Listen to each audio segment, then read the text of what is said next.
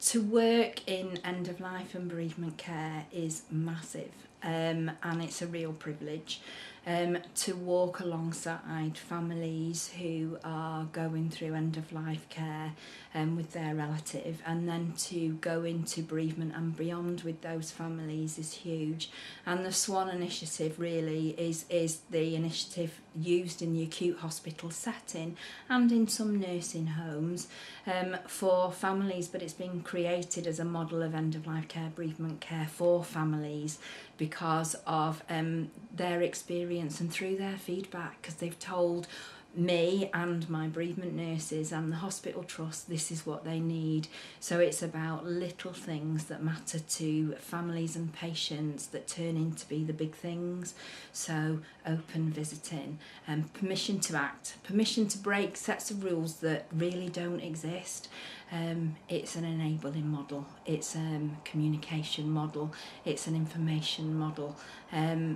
It's about one chance to get things right. It's about everybody in the acute hospital setting really owning end-of-life care, because from cleaners to porters to nursing staff to volunteers, end-of-life care, death and dying is everybody's business.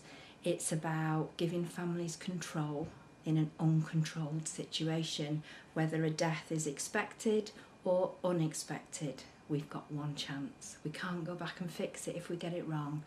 So it's not just about a dignity in dying symbol, the swan. It's about information. It's about individualised plan of care. It's about information to give to families. It's about open visiting. It's about support for a family as well as for the dying person.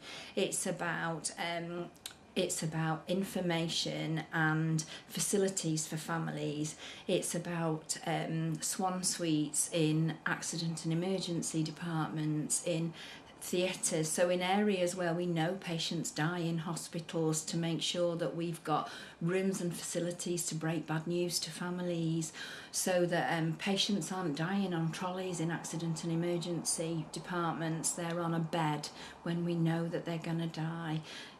Death in hospital, in an acute hospital, isn't a failure. It's something that happens. We know that 51% of patients die in hospital. We know that's where patients die, and we need to be able to facilitate and look after patients and families well. We need to equip staff with the skills to be able to look after a patient and family really, really well. And if that husband wants to lie on the bed with his wife, it's okay. They may be in hospital, but that's okay. So it's equipping staff with the skills to think it's okay. If they want to bring their pet in, it's okay. They're not breaching infection control rules. It's okay, they can bring the dog in and that dog can be on the bed. If they want to get married because they're not married and they feel that they'd like to do that before the person, do you know, we can do that really, really quickly.